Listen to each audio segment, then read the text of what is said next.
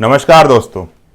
अभी आपने कुछ दिनों पहले एक बच्चे को एक जुलूस में कहते सुना होगा कि हिंदू अपने घर में आखिरी चावल का स्टॉक जमा कर लें अपनी आखिरी विदाई के लिए, और क्रिश्चियन जो हैं वो इंसेंस यानी अगरबत्ती को इकट्ठा कर लें, वो अपने अपने आखिरी विदाई के तरीकों को संभाल लें, क्योंकि या तो तरीके से आप जीना सीख जाएं या फिर हम आज़ादी लेना जानते हैं। दोस्तों, वो रैली थी एक शांतिप्रिय संगठन पीएफआई की।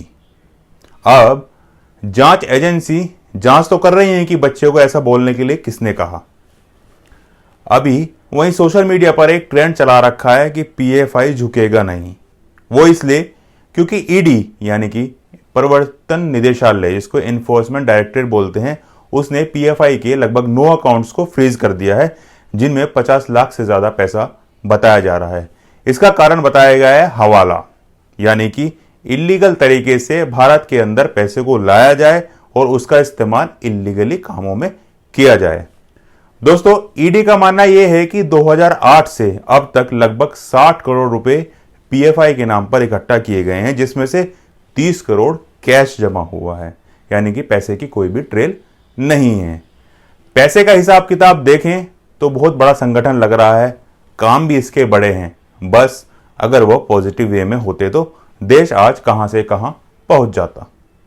खैर, जानते हैं कि ये पीएफआई है क्या।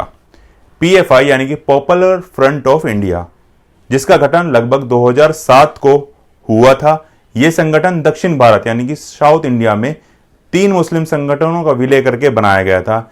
इनमें केरल का नेशनल डेमोक्रेटिक फ्रंट, कर्नाटक का फोरम फॉर डिग्निटी और तमिलनाडु का मनीथा नीति पसराई शामिल थे।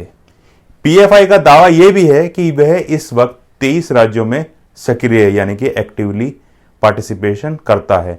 देश में स्टूडेंट इस्लामिक मूवमेंट यानी कि सिमी पर बैन लगने के बाद पीएफआई का विस्तार बहुत तेजी से हुआ। सिमी जो भारत में बैंड है क्योंकि आतंकवादी गतिविधियों में इसको लिप्त पाया गया था। कुछ लोग पीएफआई को सिमी का परिवर्तित रूप भी बताते हैं। सिमी पर 2006 में प्रतिबंध लगा था। सिमी पर प्रतिबंध लगने के चंद महीनों बाद ही पीएफआई अस्तित्व में आ गया था। कहा यह भी जाता है कि इस संगठन की कार्यप्रणाली यानी कि जो ऑपरेशन है वो बिल्कुल सिमी जैसा ही है। कर्नाटक, केरल जैसे साउथ इंडियन जो स्टेट्स हैं उसमें इस संगठन की बहुत ज्यादा पकड़ है। इसकी कई शाखाएं भी हैं। इसमें महिलाओं के लिए नेशनल वीमेंस फ्रंट और विद्यार्थियों के लिए कैंपस फ्रंट ऑफ इंडिया जैसे संगठन शामिल हैं, जिसकी अनुभूति हमने हिजाब विवाद में भी देखी थी, जो कर्नाटक के एक स्कूल में हुआ था और अभी भी चल रहा है। यहां तक कि राजनीतिक पार्टियां चुनाव के वक्त एक दूसरे पर मुस्लिम मतदाताओं का समर्थन पाने के लिए पीएफआई की मदद लेने का भी आरोप लगता हुआ आया है। गठन के बाद से पीएफआई पर समाज विरोधी और देश विरोधी गतिविधियों करने के आरोप लगते रहते हैं। दोस्तों, किसी भी संगठन को चलाने के लिए, किसी भी संगठन को रन करने के लिए फंड यानी कि पैसे की जरूरत होती है। तो पीएफआई को कहां से यह पैसा मिलता है, आइए जानते हैं। पीएफआई के एक राष्ट्रीय महासचिव हैं के राउल्फ, जिनको गल्फ देशों में बिजनेस डील की आड़ में पीएफआई के लिए फंड इकट्ठा किया जाता है, ऐसा एजेंसियों का मानना है। ये पैसे अलग अलग जरिए से पीएफआई और सीएफआई से जुड़े लोगों तक पहुंचाए जाते हैं।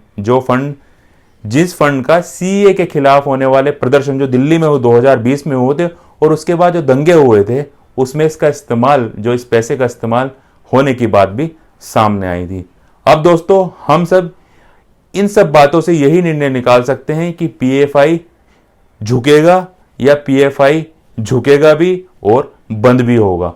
देखना यह है कि हमारी जांच एजेंसियां इस पर किस तरीके की जांच आगे बढ़ाती हैं और कितनी जल्दी इस संगठन पर भी पाबंदियां लग जाती हैं और सिमी की तरह ये भी पूरी तरीके से बंद हो जाएगा। पर दोस्तों, ये है कि सिमी आया, फिर पीएफआई आया, इसके बाद कुछ और आ जाएगा, फिर कुछ और आ जाएगा।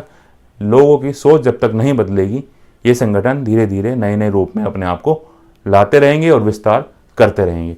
दोस्तों, आप भी अपनी राय कमेंट सेक्शन में जरूर बताइएगा और चैनल पर नए हैं तो प्लीज सब्सक्राइब करना ना भूलें। धन्यवाद दोस्तों।